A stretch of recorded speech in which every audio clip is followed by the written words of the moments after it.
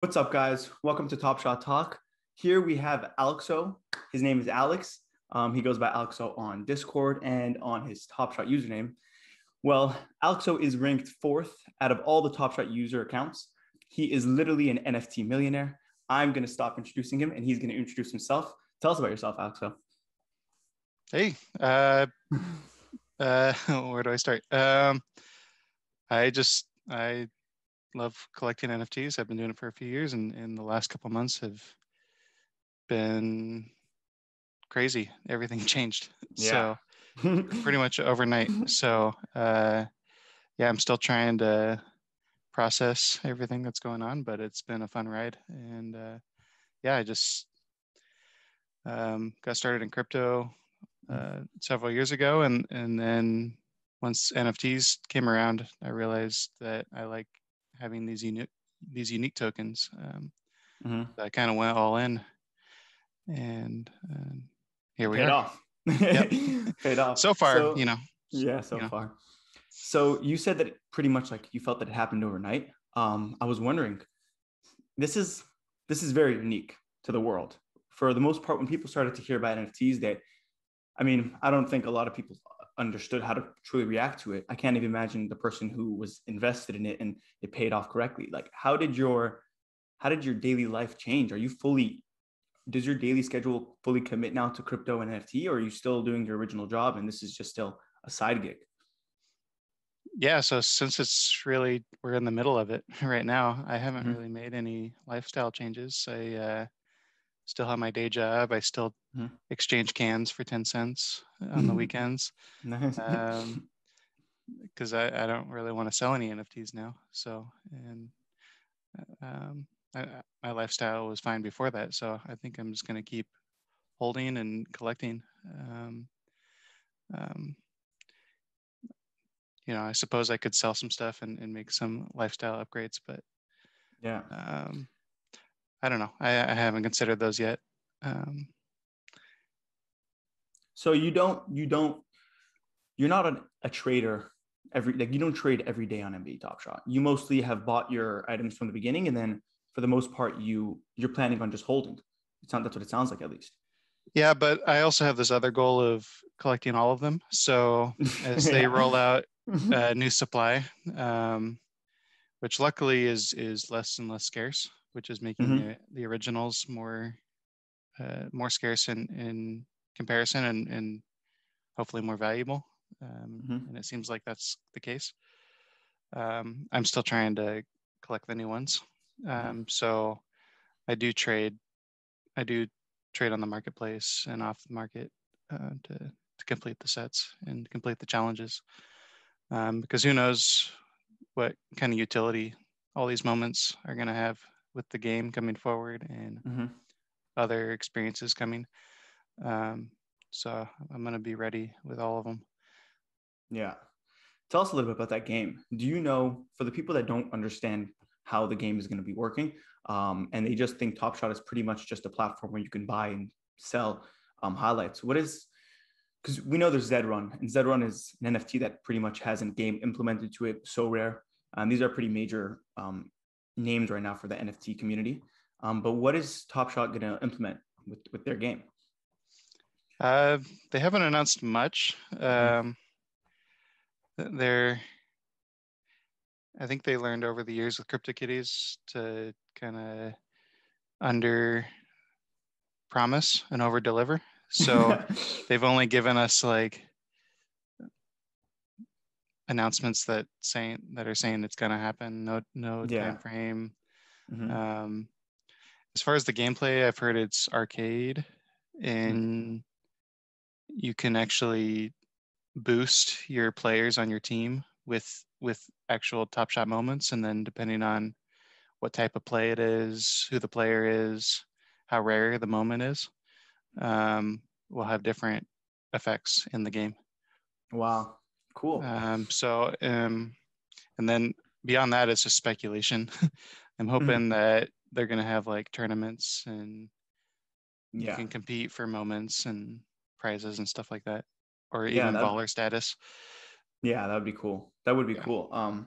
So considering this game that's happening later on. Right now, I would say that in the past 2 months, Top Shot has reached it's pretty much like it's gone down way more since it was in like late February, early March.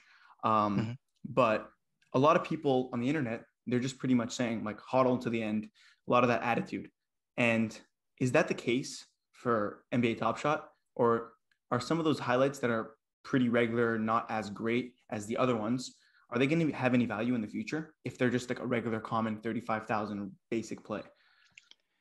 Well, I mean, it just thinking of the economics of it, I mean, it sounds like more and more people are just gonna be long-term holders, and then eventually the people undercutting will be bought out, and then Yeah. there won't be any supply left. So, um, yeah, with such scarce numbers, inevitably, if there's going to be a few thousand collectors for that particular play, Mm-hmm. even if it's the friends of that player or Mm-hmm. just their mom collecting them all, eventually you're going to have them, and all of them are going to be in hands of people who don't want to sell.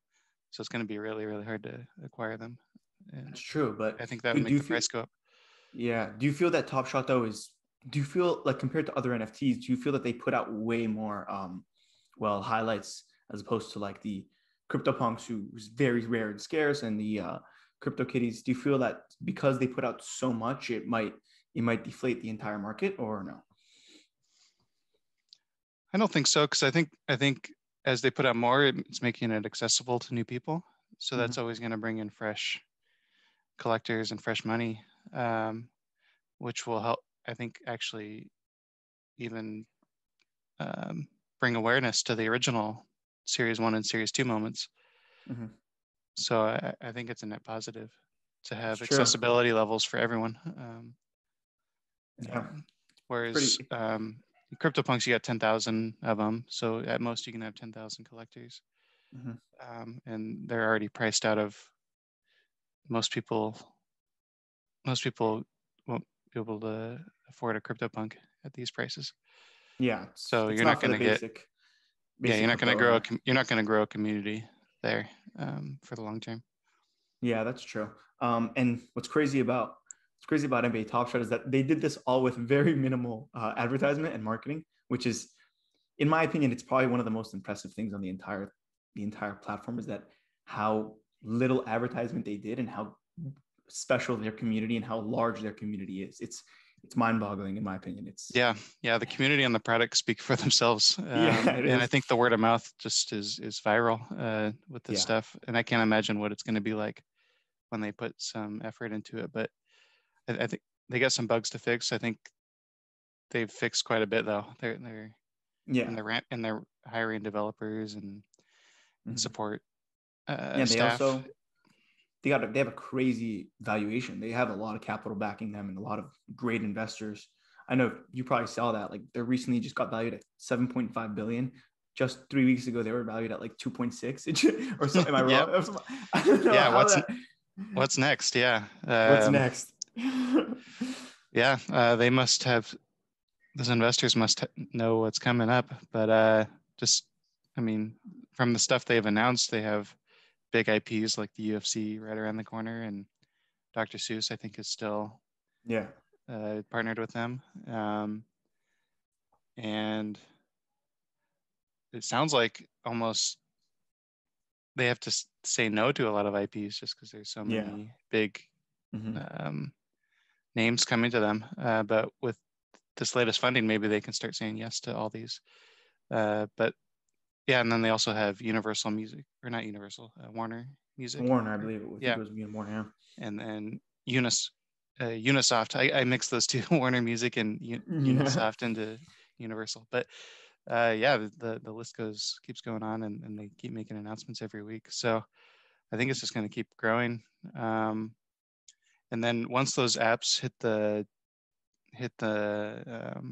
or drop, once they launch those apps, I think that's going to bring even more awareness to Top Shot, because it's kind of by itself right now as like the first and only mainstream IP on Flow blockchain. Yeah. but soon it's going to be several. And so the UFC will bring in new people, and they might want to dabble with NBA Top Shot as well. And Yeah, definitely. or Dr. Seuss launches and people come in with their kids, but then they collect some Top Shots on the side. Yeah, it's crazy. I think it's just going to rise What the do you whole think industry. about what do you think about that the Flow blockchain? From what I understand, I know that Roham and CryptoKitties were originally on they still run on Ethereum, and from what I've heard, they actually crashed the Ethereum network at one point, and that's why he created Flow, because he's like, the hell with that. I want to make my own blockchain that's just better. And there's something about Roham that seems very special to me. And do you think that Flow in the long run, 5 years down the line, is going to become that mainstream coin that really makes a lot of noise around the world? Yeah, I think it already is. I Yeah. recently sorted the top cryptos by market cap, but on but you can add it. There's market cap for what's currently circulating, but if you can extend it to the fully diluted cap, when because only like 2% of flow are distributed. So if you take that Wow. valuation and you multiply it out by 50 or so, and look at the entire diluted market cap, it's already in the top 10 coins, and it's not Wow. even available to trade in the US or Canada. So when it So hits, it's probably gonna. I mean, I can imagine that it's gonna explode the second it hits these two it countries. could be, or you know, and then they're slowly going to be distributing them. So hopefully, we won't have big price crashes over time. But Yeah. there might be a few, like because there's only 2% of the supply out, there could be an artificial spike right now. Yeah. But also, Makes not a lot of sense. people can trade it, so it could also be an artificial dip. So It's I don't know. true. I don't have a crystal ball. So, but I think but beyond that, it's already, like I said, it's already got a high valuation in the top 10 coins. So that's a good way to start. Um, and then the fact that they learned from CryptoKitties and right out of the gate 3 years ago just started down this project that's finally coming to fruition just speaks to like how focused they are on NFTs and making them and bringing crypto to 1 billion people, I think, is their mission. So it's just really fun to kind of follow their progress on that. And everything they've done so far has indicated that I think it's going to be huge, and it's just getting started. I found that the simplicity of it is what makes it so notable to me. It's you don't have to have all these complicated crypto wallets and all this stuff in order to purchase it. It's just simply take out your credit card and here you own this highlight. That's what I think really made it stand out from the other NFTs. And that's what really makes Dapper and Roham so special. Whenever you make it practical and simple for the average Joe to complete, it's impressive. It's really impressive. Yep. Yeah, making it easier and making it fun. So yeah. those are two things that they've done really well. And addicting. Yeah. So yeah, fun things and accessible things are what are going to bring the blockchain to 1 billion people. So they're on the right path for sure. All right. So I have here, I just wanted to ask you this because this is something that I've really struggled to really fully understand. And I'm sure many new people that are going to be joining the platform also really don't understand why this happens. But so I was scrolling the marketplace yesterday and I noticed that there was a De'Aaron Fox. It was a block, Series 1, legendary with 36. I don't know if you could see it right there. 36 minted. And then directly above it, I noticed that the same block, it's a common with only 1,500 minted, is selling for $169 right now, while the legendary was selling for 15,000 at the lowest ask. So for somebody who just gets on Top Shot and they see two different moments, why is there a huge price gap between one moment that's legendary and it's the same moment as another one that's scarce, although it's just a common? Is that just going to happen right now, or in the future we're going to see that they'll pretty much balance out because they're similar in the highlight? Because for the video game, it should matter, but the tier obviously matters. But in terms of highlight, it's the same highlight. Right. Yeah, and that's the feedback that the team received during Series 1. So if you look at Series 2, that you won't actually find any examples of that. like if there's a legendary moment, you're not going to find the same moment in a rare or common set, or vice versa. But for series one, they did that a lot, where you'll find some highlights that are in even 4 or 5 different sets. Yeah. And so the differentiators there are, like the legendary set, all those are going to be super low serial numbers. So that's one thing that makes those more valuable. Like if you just looked at the common, if you only looked at the top 43 serial numbers, they might actually be in that same price range or a similar price range. So that's one factor. The other factor is in different sets, you get, kind of a different kind of set art with that moment. So a lot of people are fans of those cosmic or that lace 'em up set. Just I think the art's really cool on some of those. It is cool. Moments. And then the other one is the rarity tier, like we talked about earlier about potential utility of these rare moments. Would you avoid buying those commons that are duplicates, or you think that it's because they're series one, they might have value in the future, and it's worth it to buy them as well? I think it's kind of fun to collect. If there's a particular moment that's in 3 different sets, and you really like it, then you can kind of expand your collection and have each of the tiers. That would be cool. What I like. So I kind of missed that of series one, but I understand that it's really confusing, and I think the overwhelming feedback was that there's enough moments out there that like in the game in NBA that they can actually not have to use them in multiple sets. But it was kind of fun to collect them in different tiers. But I guess the other nice thing about it is, since they've moved away from that going forward, I think that's going to make these duplicate moments even more rare. Because series 10, you're looking back and you'll see that only series 1 has these moments that are in multiple sets. So just kind of, it's become lore, and something I think that'll make series 1 even more unique, because it shows that they were experimenting and changing from series to series. So there's something, and I think they're going to keep doing that going forward. So there's always going to be something kind of unique in each series that'll kind of make them more nostalgic and have some collectible value. I agree with you. So let's go back to like the beginning. How early, I guess it's kind of like Top Shot and pretty much all these NFTs that exploded this year. I think everyone was thinking the same thing. Wow, I wish I got in when it was worth dollars, How early were you to Top Shot? How many total members were signed up for NBA Top Shot when you were in the beginning of it? And so I joined, I think, on the first or second day after they launched. So back in June 2020. And Everyone's dream. there were less than 100 people there. Oh my God. But everyone there was super skeptical, afraid to buy packs, because there was no marketplace. You couldn't, so you'd open your packs, you wouldn't be able to list them or anything.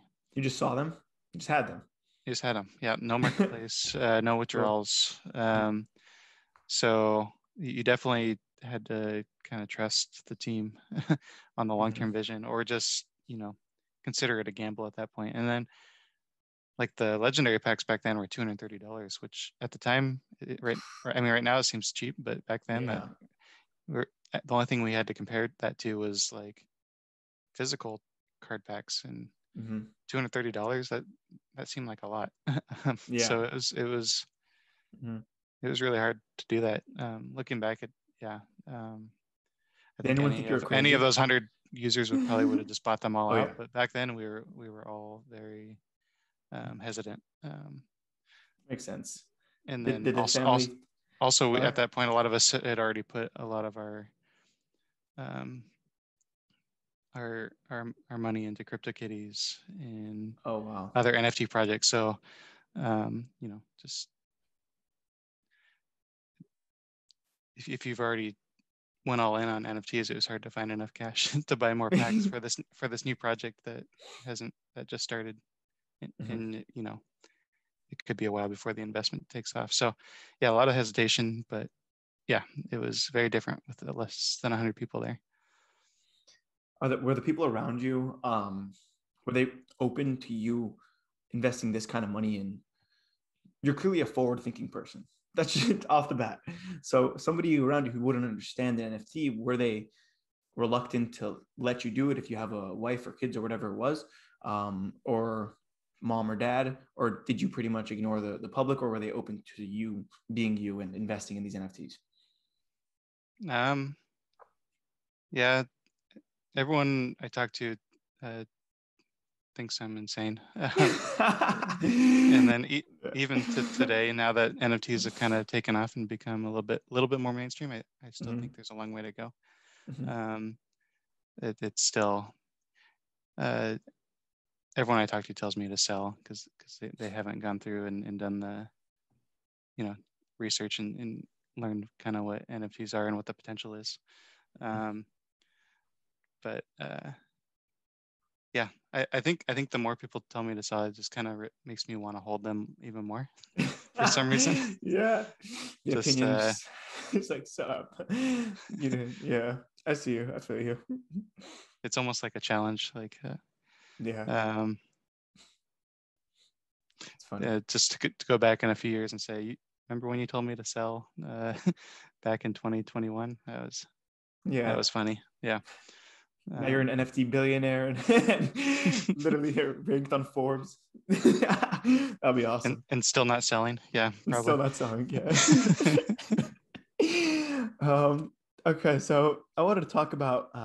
We recently saw a sale that was $387,000 for a LeBron tribute dunk to Kobe. So that moment, it sold off market. It sold in, I think it was like Heritage Auctions was the name of the website. And what's interesting about that is that it didn't seem that Top Shot was reluctant to let them do that. They pretty much were all open for them selling the largest sale outside of their platform.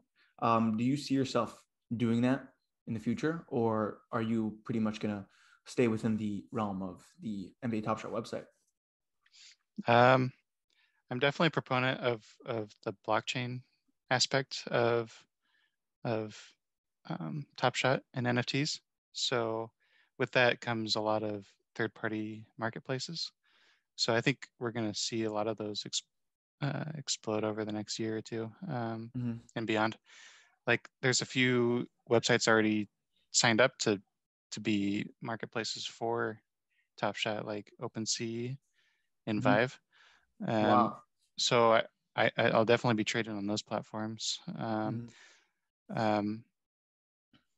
Just because there you'll be able to trade with the flow token, and so it kind of creates a different economy. Whereas right now on the NBA Top Shot website, it's all US dollars. So I'm kind of interested to see what the economy is like once it's opened up into crypto exchanges like OpenSea and Vive.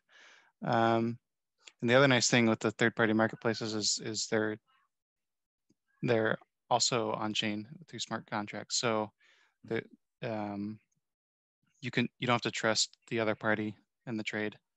There's no risk to getting scammed there. It's transactions on the blockchain. For the heritage auctions, that's an off-chain marketplace. So similar to selling on eBay. So there's a little bit more risk there. So where like buyer a deal or could go the seller? Either way, where like Either the way? deal could fall through and it's not guaranteed on the blockchain like transactions are on the blockchain. So I do some of those, just trading with people I know through gifting. So I'm already doing that, but I'm definitely a fan of the first party marketplace, but also the blockchain marketplaces that are going to be coming out soon. Yeah. I agree. They definitely would. I think that that would even though it might be a little bit different because I don't know how the 5% fee is going to work with that and how Top Shot's going to gain off of those sales. But I definitely know that creating those bridges between different networks and blockchains, it would honestly it would make the whole network just way larger, and it will bring it to a whole larger scale that I think it'll be like almost historic at that point. Just having so Yeah. many different NFTs, that's just crazy. Yeah. Oh, well, I think the nice thing though is that Dapper Labs is good at making experiences. So I think most users will probably just want to hang out in the first party marketplace anyway. So Yeah. they're still going to get those transactions, and then the third party like crypto exchanges for Top Shots will bring in people who are already in the crypto community who prefer that kind of experience to like the US dollar, Yeah. um, um, credit card marketplace where, it takes a long time to withdraw. Yeah. They prefer to, exchange in these crypto exchanges where you can cash out whenever without going through all this extra process. So, there's a trade-off. So I think it'll be nice to have a marketplace for different audiences. And that's ultimately, I think, going to bring more people into the platform, I which agree. they might lose some transactions to a third-party marketplace, but overall the users will go up, and they'll still have lots of transactions in their first-party marketplace, especially if they keep it as if they keep it competitive, I guess. So that might be another thing too, where third-party marketplaces might take some of the volume, but then that might keep the Top Shot team improving the first-party marketplace so that people are going to want to trade there more often. Yeah. So now that we're on the subject of, well, just crypto and blockchain networks, um, there are a lot of altcoins that went up this year, like, like crazy. I know there's Doge, this new one. I think it's called what is it? Moon Coin. What is it again? That one that just made a lot of noise. The Safe Moon. Sorry, Safe Yes, Moon. yeah, that's yeah. Yeah, Safe Moon. So I recently saw an article that Jeff Bezos was thinking about putting a lot of money into Dogecoin. I don't know if you read this or you heard about this, I but haven't. it's pretty insane. What do you think about these altcoins like Dogecoin and SafeMoon? Who people say that they don't really understand or like see that they have any utility. Do you see any value in these kind of altcoins or these kind of coins such as Doge? Yeah, of course. With Doge, it's essentially a meme, and people, I think, are buying it for entertainment. Yeah.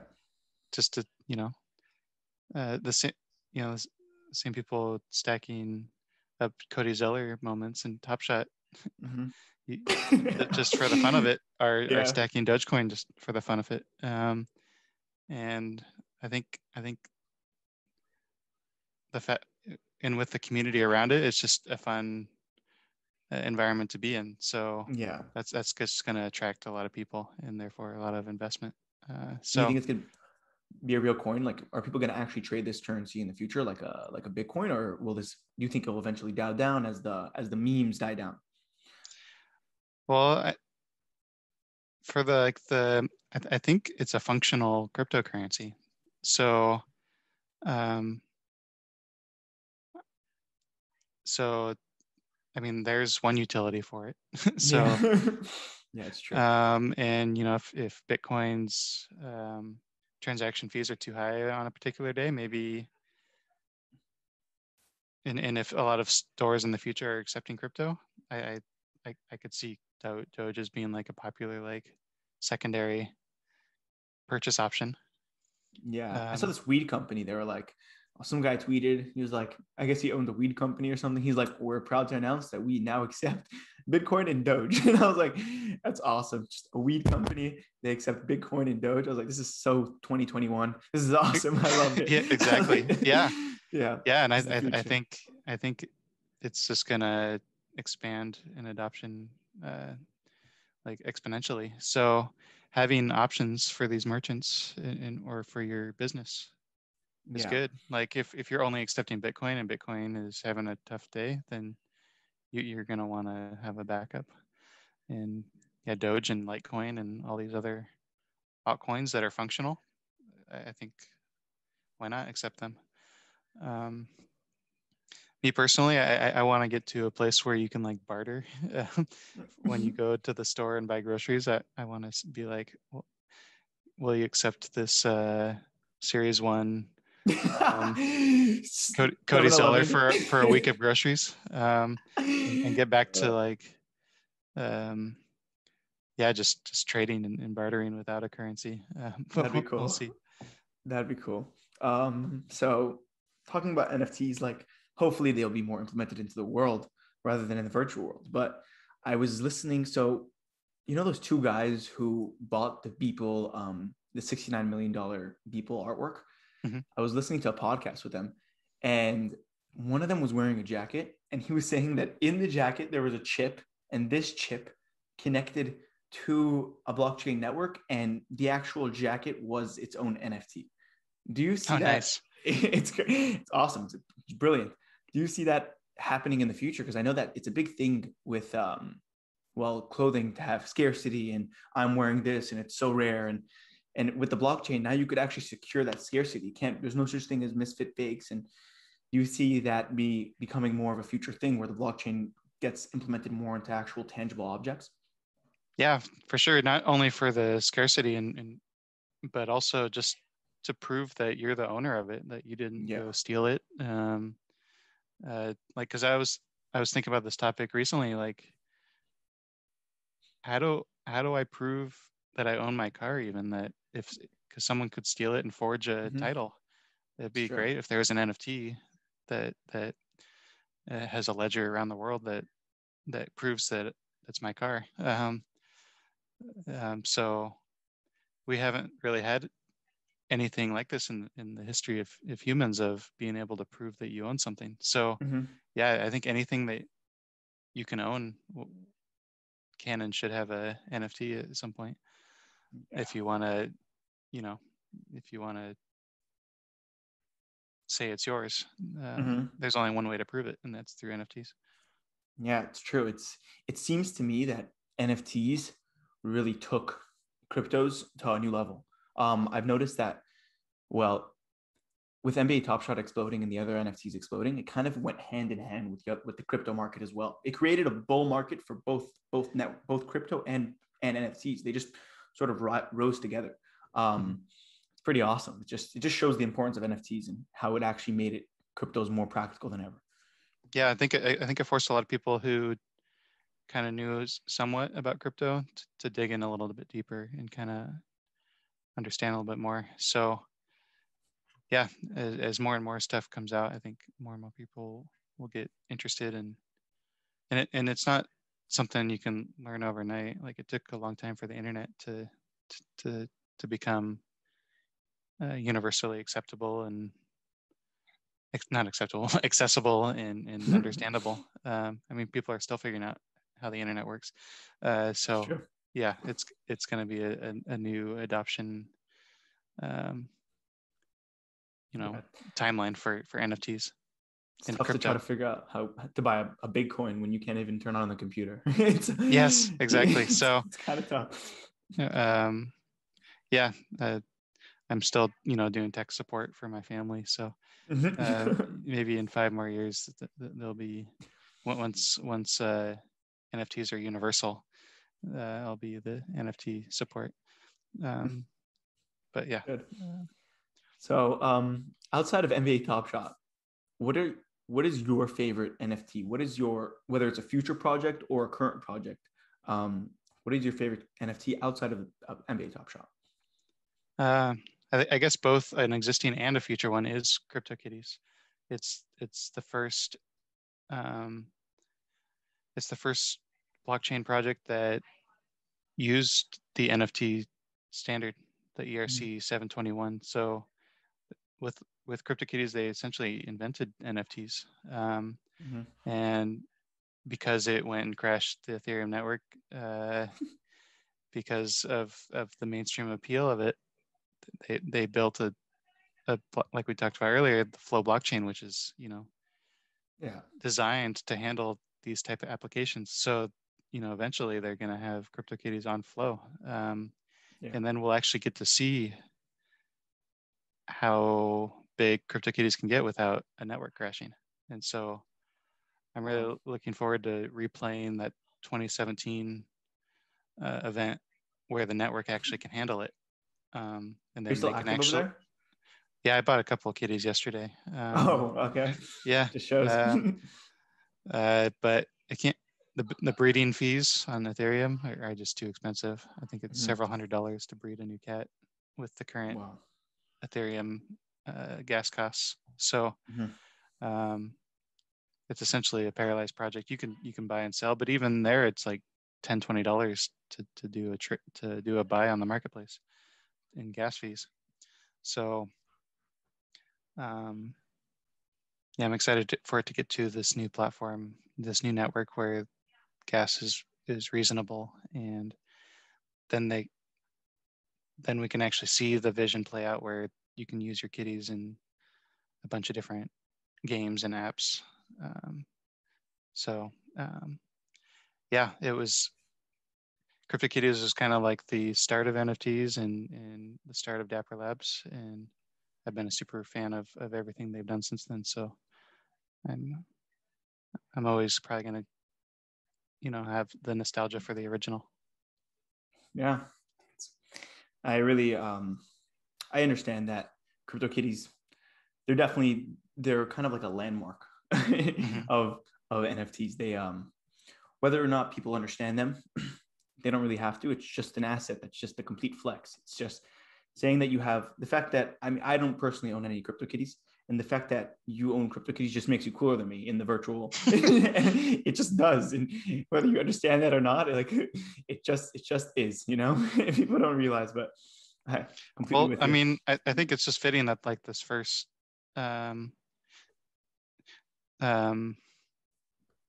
application of a new technology on the internet has cats in it. It's just I love it. It's kind of like how Dogecoin is so attractive. I could see I could see a big day for CryptoKitties at any moment.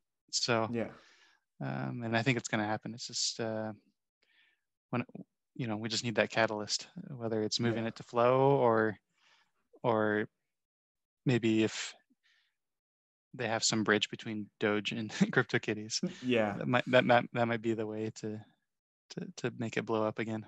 But they certainly haven't lost any value. There's just not a lot of volume until there's more users. But everyone who's got CryptoKitties are holding tight, ready for whatever's coming next with those. Is there a way to change the blockchain network from Ethereum and CryptoKitties to completely transfer it over to Flow? They have that ability?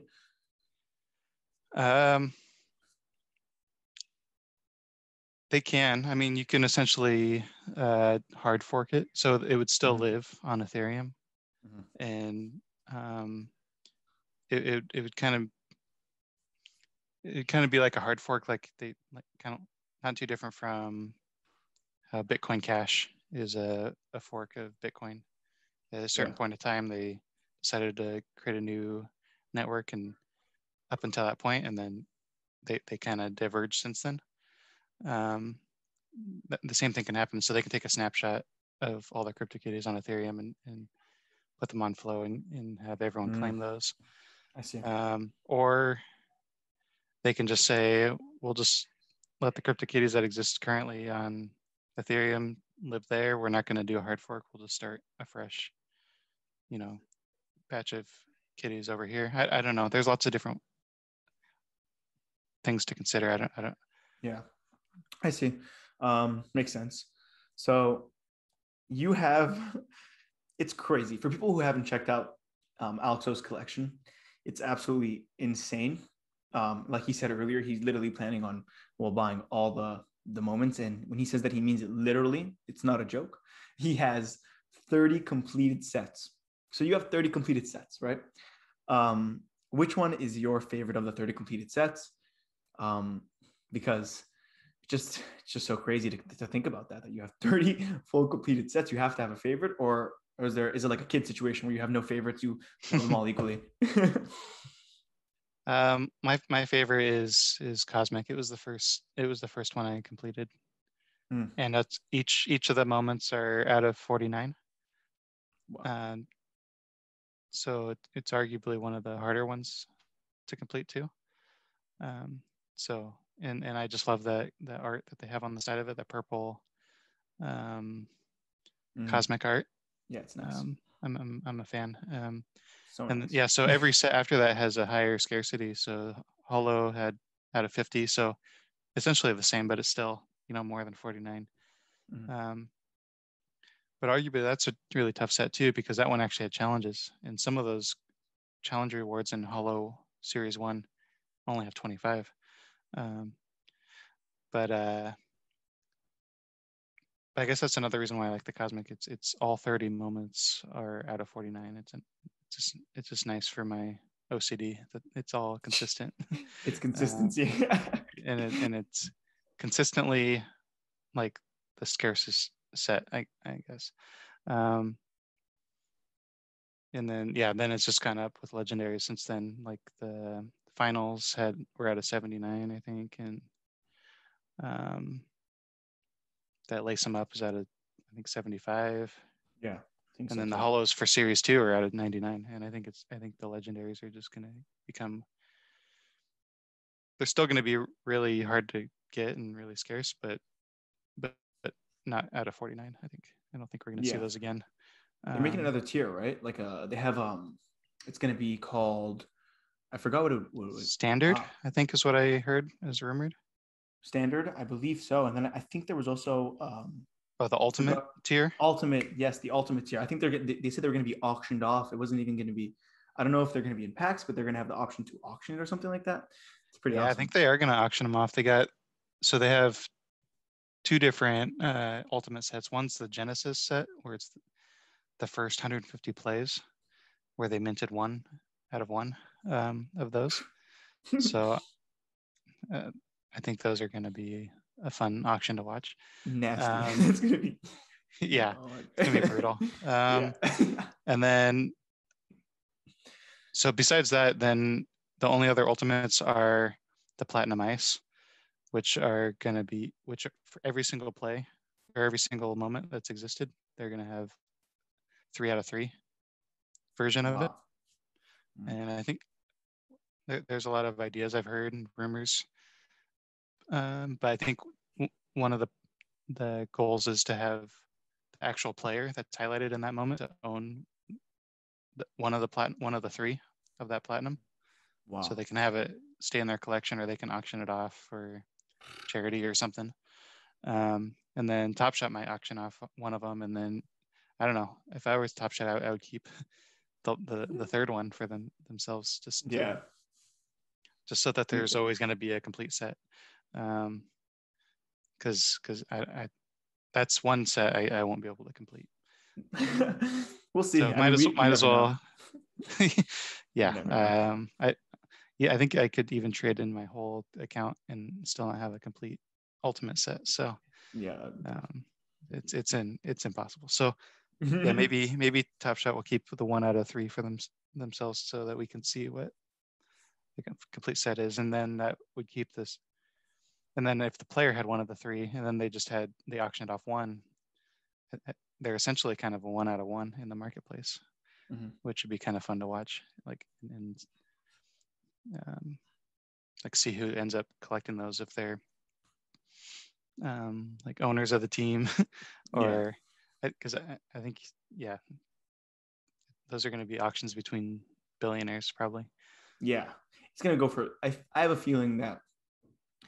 Well, we're going to see we saw that $69 million that we were talking about earlier, the Beeple sale. I think that's going to be implemented in stuff, like, especially with these ultimate sets. Like, you're going to start seeing multi-million-dollar sales, and it shouldn't shock you. Like, you should expect this. Like, it's going to happen. It's on the verge. Even some of your moments, I'm sure in the future, are going to suffer millions. Well, hope so, just for the sake of you. I really do think that. I think they'll be valued in there at some point. And yeah, maybe I'll sell one of them. Maybe I'll if the sell price one is of right. them. Yeah, And sell one of them. Go to get new, 7-Eleven. maybe get some new headphones or something. I don't know. Maybe. Mhm. Or maybe stop exchanging cans. Love it. I maybe, love it. I love the simplicity, man. I really do. Like, it's very maybe, honorable. yeah, yeah. But yeah, maybe a lifestyle upgrade sometime in the future. But honestly, I just love collecting these moments, and I get more joy out of that than anything I could buy right now. Or maybe it's just, like I said, it's happened overnight. I haven't had a chance to really think about it yet. So if I come across something I want to buy, maybe I'll sell a few things. But right now, this is my hobby. So I'm gonna hold tight. All right, cool. So that's all I have for today. Thank you so much, Alex. I really appreciate your time. I hope I did not bore you. I had a great conversation with you. I learned a lot. I hope the viewers are gonna learn a lot as well. You are a very knowledgeable and humble man, as we see. Just shows a little bit how the crypto and the NFT space, how the community really works. You're a great example. And thank you so much. Is there anything you want to say just to close it out? Yeah, thanks for having me. I had fun. You didn't bore me. I hope I didn't bore your audience. That's always a good goal to have. No. I don't do a lot of talking. I'm kind of like an introvert, so it's always fun, going out of my comfort level to talk about NFTs and my interests. So yeah, I appreciate you reaching out and having this conversation. It was a lot of fun. Guys, thank you for watching today's video. Don't forget to smash that like and subscribe button. If you want to see more interviews like this, they're coming up in the future, so stay tuned.